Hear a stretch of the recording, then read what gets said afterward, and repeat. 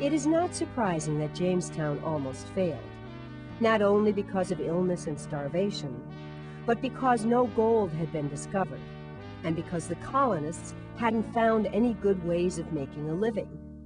But just when they were the most discouraged, new people came from England, and they settled on healthier lands where they could farm.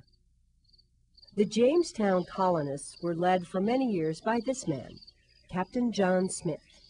He was an excellent governor, as well as an explorer and map maker. Smith put the upper-class colonists to work.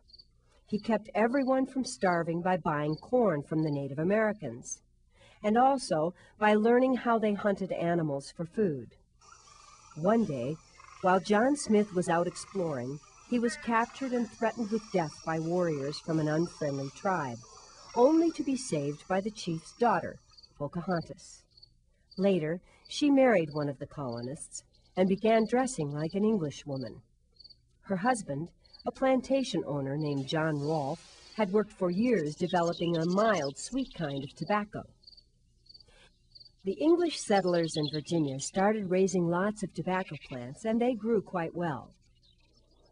After the leaves were harvested and dried, the tobacco was shipped off to Europe, where the dangerous habit of smoking was just becoming popular. As the years passed, tobacco farming brought the colony great prosperity. In 1619, the people of Jamestown elected an assembly of men called the House of Burgesses to make laws for their growing colony. That turned out to be a very important year because it was the beginning of representative government in America. Unfortunately, 1619 was important for another reason as well. It was the year the first African slaves were sold to Virginia tobacco planters by a Dutch trader.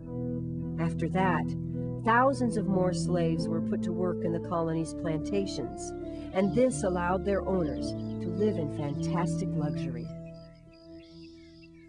By the outbreak of the Revolutionary War, a powerful society of large plantation owners controlled the colonial legislature in Virginia. Two of the most famous of these Virginia gentlemen were George Washington, who maintained his beautiful plantation of Mount Vernon alongside the Potomac River, and Thomas Jefferson, whose grand plantation called Monticello stood far to the west in the foothills of the Appalachian Mountains. Both plantations had hundreds of slaves.